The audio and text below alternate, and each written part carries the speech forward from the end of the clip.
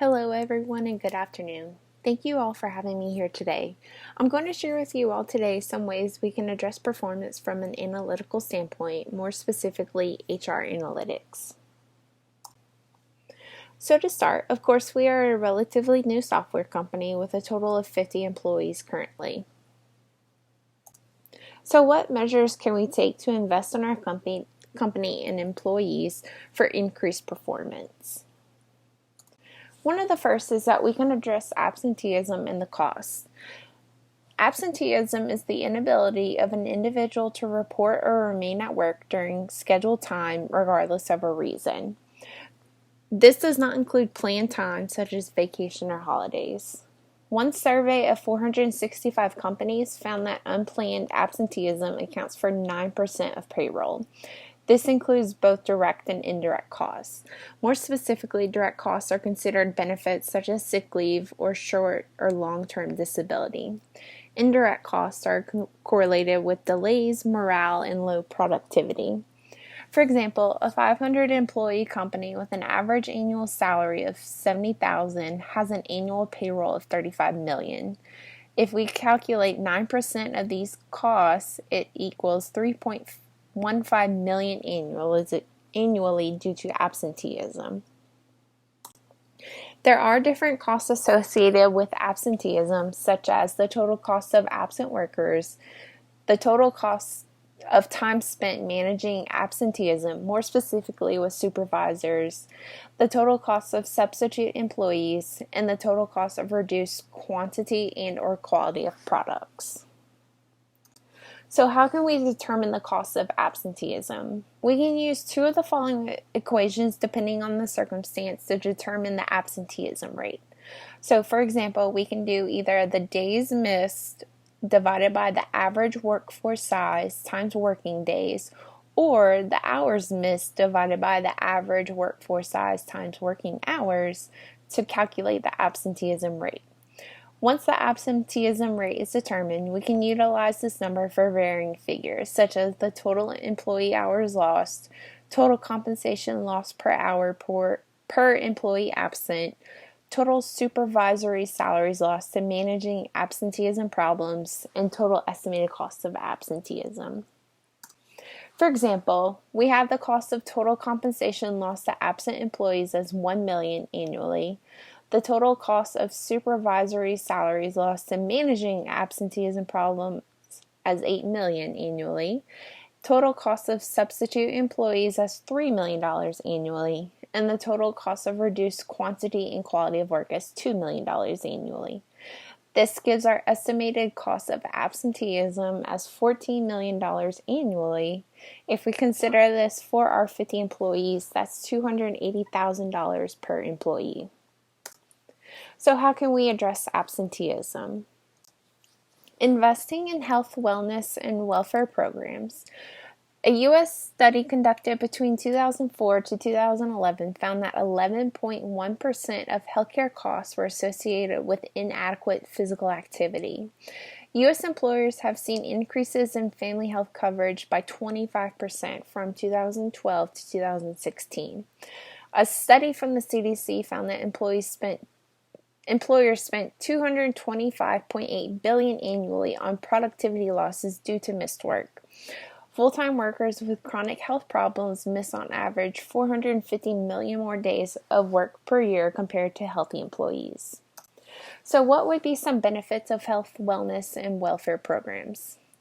Healthy employees can have financial implications for our organization by creating assistance programs to address specific health issues in office. We can increase the number of healthier applicants that are interested in our organization. Healthier employees are absent less, resulting in more working hours and decreases in healthcare costs by organizations. Employers that take advantage of wellness programs are more productive, and employees can also exhibit behavioral changes that are drawn from the wellness program inspirations. So by this, we can also consider our return on investment. So during the first year, for example, it may cost us $100,000 to operate. However, we may be able to gain $100,000 due to decreased absenteeism, $300,000 on reduced healthcare costs, and $180,000 in reduced turnover. The total expected benefits during the year is $580,000. If we divide the total expected benefits by the initial investment, we have a 16% return on investment. We can also introduce an employee assistance program. So an employee assistance program provides confidential and professional care to employees that may or will experience job performance issues due to personal problems. A 2017 study found that after the implementation of an EAP, absenteeism decreased from 10.92 hours of work missed over 30 days to 5.64 hours of work missed over 30 days. Engagement increased from 3.21 to 3.42, and job satisfaction also increased from 3.03 to 3.7. By implementing an EAP, we can calculate the costs associated with the varying factors over time. So costs such as alcohol-related reduced productivity, productivity loss due to troubled employees, or cost of employee turnover. So this would be a sample for alcohol-related productivity. So for example, with our organization of 50 workers, say we have 5% that struggle with alcohol abuse problems. The annual earnings of our employees are $56,000, and we have an estimated 17% productivity loss due to alcohol.